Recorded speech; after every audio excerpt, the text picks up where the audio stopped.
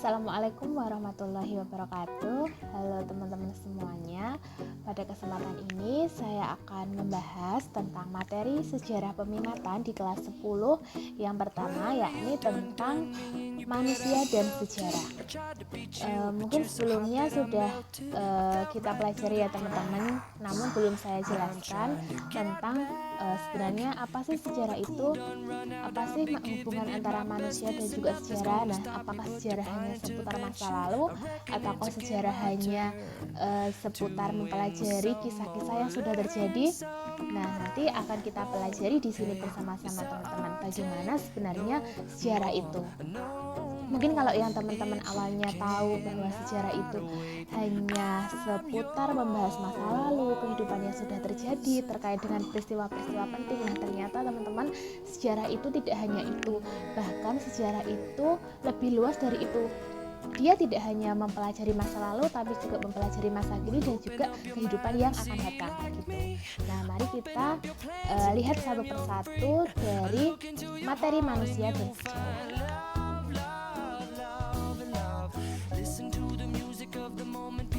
What is history? Apa itu sejarah?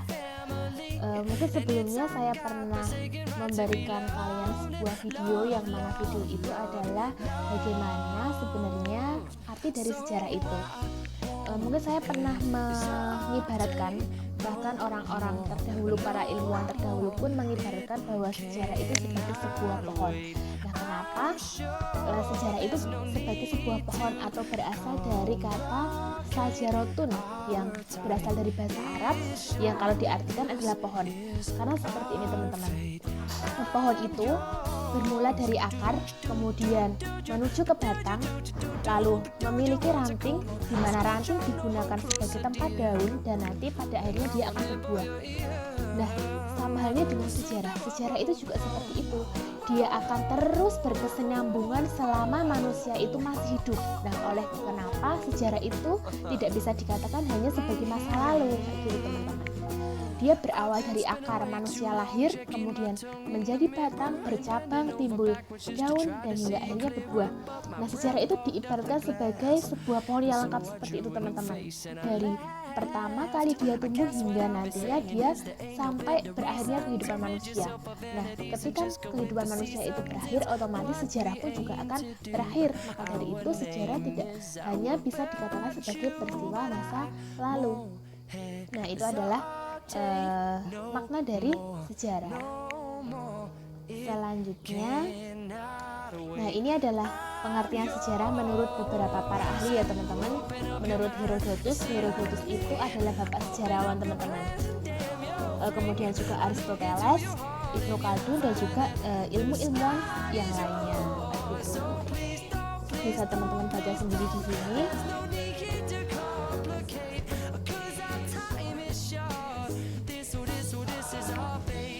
Baik, kita lanjut ke esensi sejarah. Nah, esensi itu bisa diartikan sebagai makna ya teman-teman. Sebenarnya makna dari sejarah itu apa sih? Nah, ini ada 7 makna yang bisa teman-teman baca di sini. Sebagai suatu ilmu pengetahuan itu pasti, yang mana ketika sejarah itu diajarkan di bangku persekolahan, bahkan juga menjadi jurusan di universitas dan diakui oleh pemerintah, otomatis sejarah itu bisa dikatakan sebagai ilmu karena memang sudah dipercaya bahwa sejarah ini bukan hanya sekedar omong kosong, tapi merupakan peristiwa yang benar-benar terjadi di masa lalu, kayak gitu. Kemudian tersusun sebagai hasil penyelidikan, menggunakan sumber sejarah sebagai bahan penyelidikan. Nah, ini beberapa sumber sejarah, nanti kita akan pelajari setelah materi ini. Menunjukkan adanya hubungan antara satu gejala dengan gejala lain secara kronologis dan tertarik. Nah, itu merupakan sejarah, bahwa sejarah itu merupakan sebuah peristiwa yang berkesinambungan, gitu. Kejadian atau peristiwa yang terjadi dalam masyarakat manusia pada masa lampau, lalu berlaku dalam masyarakat manusia pada waktu lampau dan juga menafsirkan keadaan yang telah berlalu. Nah, memang seperti itu ya teman-teman. Jadi peristiwa sejarah itu adalah peristiwa yang sudah terjadi. Baik, langsung kita lanjut. Nah, ini adalah konsep dalam sejarah. Nah, teman-teman perlu teman-teman ketahui bahwa sejarah itu tidak bisa berdiri sendiri. Dalam sejarah itu pasti memiliki unsur, pasti memiliki konsep yang ada di dalamnya. Nah, konsep itu ada 3 macam. Yang pertama adalah manusia, yang kedua adalah ruang, dan yang ketiga adalah waktu. Jadi manusia, ruang, dan waktu dalam sejarah ini tidak bisa dipisahkan satu sama lain. Ketiganya itu saling berkaitan. Kalau ketiganya itu ada salah satu yang hilang, nah maka peristiwa itu tidak bisa dikatakan sebagai peristiwa sejarah. Jadi peristiwa sejarah itu sudah selayaknya mengandung 3 konsep dalam sejarah, yaitu manusia, ruang, dan juga waktu. Nah, ini harus teman-teman ingat ya, manusia, ruang, dan waktu. Adalah unsur utama dalam kajian sejarah. Oke, kita bahas satu persatu ya teman-teman. Dari unsur manusia. Nah, tanpa manusia sejarah itu tidak akan pernah ada. Manusia itu sebagai pelaku sejarah. Jadi ibaratnya sebagai sebuah film, jika pemeran utama atau aktornya pun tidak ada, otomatis film itu juga tidak akan ada. Sama halnya dengan sejarah. Ketika manusia itu tidak ada di dunia ini, sejarah pun juga tidak akan tercipta. Karena sejarah kita, segala sesuatu yang bisa diakui sejarah itu adalah peristiwa yang terjadi di kehidupan manusia. Sebagai pelaku sejarah jelas, objek dalam kajian sejarah. Jadi manusia itu adalah objek yang diteliti oleh para sejarawan. Kemudian sejarah tidak akan bergerak tanpa manusia. Nah, seperti yang saya katakan, ketika manusia tidak ada, sejarah pun juga tidak akan ada. Hanya manusia yang memiliki sejarah. Jadi hewan dan makhluk hidup lainnya itu mereka tidak memiliki sejarah. Dia bisa ada dalam dia bisa ada dalam peristiwa sejarah, tapi kalau hanya ada mereka, makhluk hidup selain manusia, sejarah tidak akan terjadi. Jadi pelaku utama dalam sejarah itu adalah manusia. Unsur yang kedua yaitu ada ruang. Jadi ruang di sini adalah bisa diartikan sebagai tempat. Ketika ada orang tapi dia tidak ada tempat, otomatis dia tidak akan pernah bisa menciptakan peristiwa sejarah. Nah, oleh karena itu ruang menjadi sangat penting di sini. Terkait dengan unsur geografis seperti daerah tropis, subtropis, kemudian juga pesisir, pedalaman, iklim, dan cuaca. Jadi tanpa ruang, tanpa tempat, sejarah ini juga tidak akan pernah bisa terjadi. Ruang juga berhubungan dengan tempat kejadian suatu peristiwa jelas. Jadi setiap peristiwa sejarah itu pasti akan ada tempatnya, entah dimanapun, entah pada zaman kapanpun. Ruang itu akan selalu ada dalam setiap peristiwa sejarah. Oke, unsur yang ketiga adalah waktu. Nah, ini menjadi sangat penting teman-teman. Tanpa waktu, kita tidak akan pernah bisa membedakan mana itu sejarah dan juga mana yang bukan sejarah. Mana sejarah masa lampau dan juga mana peristiwa yang terjadi di masa kini. Jadi waktu itu menjadi sangat penting juga dalam sejarah. Bahwa sejarah itu ada kaitannya dengan waktu ke waktu, sebuah peristiwa yang terjadi dari masa ke masa, dari waktu ke waktu, dari zaman dulu hingga zaman sekarang. Oke, di sini sudah dijelaskan. Baik, waktu dalam sejarah itu yang pertama adalah masa lalu, masa sekarang, dan juga masa depan. Nah, ini yang saya pertegas bahwa sejarah itu bukan hanya sekedar masa lalu saja, teman-teman. Jadi di sini maksudnya apa? Kenapa kok waktu dalam sejarah ada 3? Masa lalu, masa sekarang, dan masa depan. Jadi peristiwa sejarah yang terjadi di kehidupan masa lalu itu kita gunakan untuk kehidupan di masa kini, untuk pembelajaran di kehidupan masa kini, dan juga untuk mempersiapkan diri kita di kehidupan yang akan datang. Saya ulangi lagi, hubungan antara masa lalu, masa sekarang, dan juga masa depan. Bahwa peristiwa sejarah yang terjadi di masa lalu kita gunakan untuk pembelajaran di kehidupan saat ini dan untuk mempersiapkan kehidupan yang akan datang. Itu adalah hubungan dari masa lalu, masa sekarang, dan juga masa depan. Nah, contoh gampangnya seperti ini teman-teman. Ketika sebuah peristiwa itu kan pasti ada yang positif dan juga ada yang negatif. Tidak semua manusia itu memiliki akhlak yang sempurna, pasti dia juga akan memiliki kesalahan. Nah, apa yang hubungannya dengan masa lalu, masa sekarang, dan masa depan. Jadi peristiwa sejarah yang kita lakukan di masa lalu, misalnya seseorang melakukan kesalahan di masa lalu, itu sudah menjadi sejarah karena terjadi di masa lalu. Nah, kesalahan itu jangan sampai terulang di masa sekarang ini, teman-teman. Dan juga kesalahan di masa lalu tersebut kita persiapkan jangan sampai juga terulang di masa depan. Itulah kenapa kita harus belajar sejarah. Jadi supaya apa? Supaya peristiwa-peristiwa atau kesalahan yang terjadi di masa lalu itu tidak terulang di kehidupan sekarang maupun di kehidupan yang akan datang. Itulah pentingnya kenapa kita harus belajar sejarah. Nah, lalu selanjutnya adalah periode berlangsungnya peristiwa sejarah. Jadi untuk mempermudah kita dalam belajar sejarah, kita kenal yang namanya periodisasi dalam sejarah, teman-teman.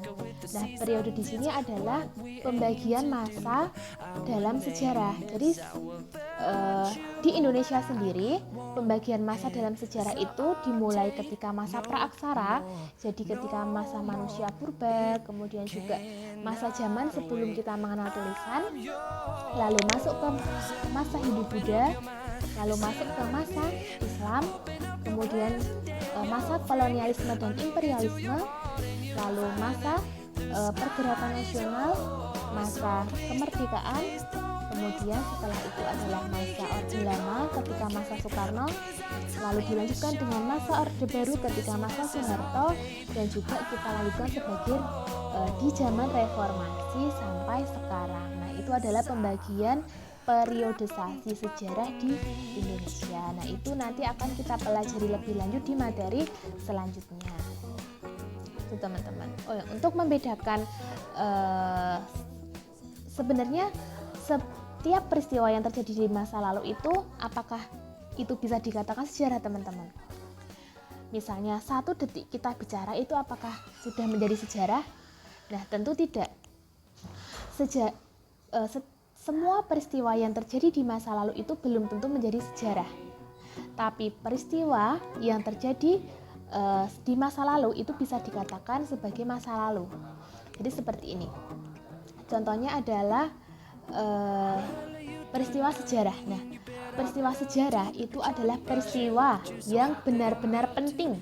Di sini adalah yang penting, makanya kenapa sejarah-sejarah yang kita temui sampai saat ini adalah sejarah-sejarah yang penting, yang berpengaruh terhadap kehidupan umat manusia. Jadi kenapa kok sejarah kita nggak dikenal oleh semua orang? Nah, mungkin saja karena sejarah kita ini kurang penting. Nah, dari situlah inilah yang menyebabkan semua peristiwa di masa lalu itu belum tentu sejarah. Kemudian selain peristiwa itu penting tapi juga berpengaruh terhadap orang banyak. Misalnya nih, proklamasi kemerdekaan Indonesia. Nah, itu kan pasti berpengaruh terhadap seluruh masyarakat Indonesia pada masa itu. Nah, itu jelas itu adalah peristiwa sejarah gitu, karena itu penting. Nah, peristiwanya itu lalu unik, teman-teman. Selain dia penting, berpengaruh, tapi juga unik. Unik itu adalah beda dari yang lainnya. Nah, kayak gitu. Nah, 3 ini yang bisa dikatakan sebagai peristiwa sejarah gitu. Nah, lalu apa bedanya dengan masa lalu? Kalau masa lalu itu semua peristiwa yang sudah kita alami itu bisa dikatakan sebagai masa lalu. Namun peristiwa itu belum tentu bisa dikatakan sebagai sejarah. Nah, ini bedanya ya, teman-teman.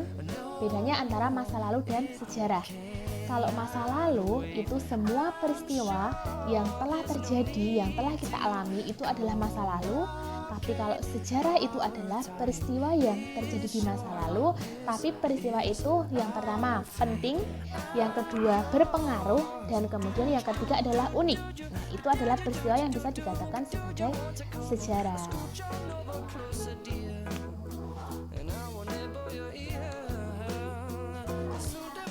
Nah, oke.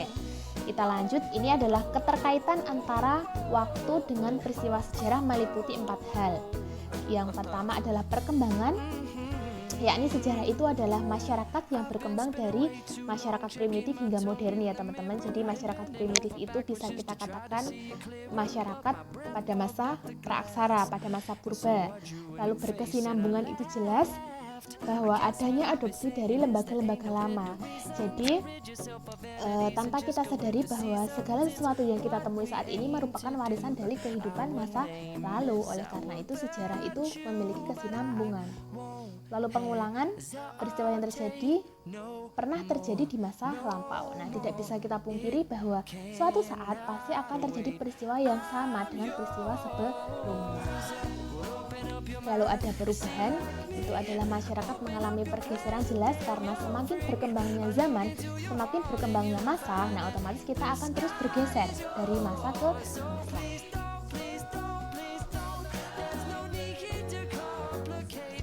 Manusia hidup dalam perubahan dan berkelanjutan. Perubahan dalam sejarah itu adalah aspek kehidupan yang terus bergerak seiring dengan perjalanan dan selama itu pula terus terjadi perubahan-perubahan. Jelas ya teman-teman, karena sejarah itu tidak statis, tapi sejarah itu dinamis, jadi dia akan terus berubah. Dia akan terus berubah dan bergerak sesuai dengan perkembangan zaman. Lalu berkelanjutan atau berkesinambungan dalam sejarah, yaitu dalam mempelajari sejarah kita harus menyadari bahwa rangkaian peristiwa sejarah sejak adanya manusia sampai sekarang adalah peristiwa yang berkelanjutan. Jadi sebuah peristiwa itu tidak hanya selesai dalam satu masa. Bahkan peristiwa sejarah itu bisa berkelanjutan sampai saat ini, kayak gitu teman-teman. Nah, ini yang disebut dengan berkelanjutan. Oke, mungkin itu dulu ya teman-teman terkait dengan materi manusia dan sejarah, kemudian juga ruang lingkup dalam sejarah. Nah, semoga bisa teman-teman pahami.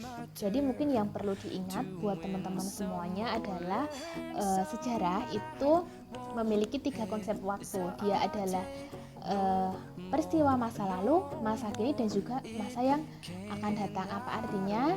Jadi peristiwa yang telah terjadi di masa lalu bisa kita gunakan untuk pembelajaran saat ini dan juga mempersiapkan di kehidupan yang akan datang. Supaya apa? Supaya kesalahan-kesalahan yang pernah terjadi di masa lalu itu tidak akan pernah terulang lagi di masa sekarang atau masa yang akan datang. Nah, lalu yang terpenting teman-teman, bahwa setiap peristiwa yang sudah terjadi itu tidak bisa disebut sebagai sejarah. Namun peristiwa yang sudah terjadi itu pasti dia adalah masa lalu, tapi belum tentu sejarah. Karena apa? Karena peristiwa sejarah itu adalah peristiwa yang pertama dia unik, kemudian kedua penting, dan juga ketiga adalah berpengaruh. Jadi semua peristiwa yang sudah teman-teman alami itu belum tentu dikatakan sebagai sejarah kalau tidak mengandung 3 unsur dalam sejarah yang saya sebutkan tadi. Namun peristiwa itu bisa dikatakan sebagai masa lalu. Nah, itu adalah perbedaan masa lalu dan juga sejarah. Nah, mungkin itu saja teman-teman. Semoga bisa kalian pahami di sini terkait dengan manusia dan sejarah, bahwa tanpa manusia, tanpa ruang dan tanpa waktu, sejarah itu tidak akan pernah bisa terjadi. Begitu juga sebaliknya. Sekian dari saya, kurang lebihnya mohon maaf. Wassalamualaikum warahmatullahi wabarakatuh.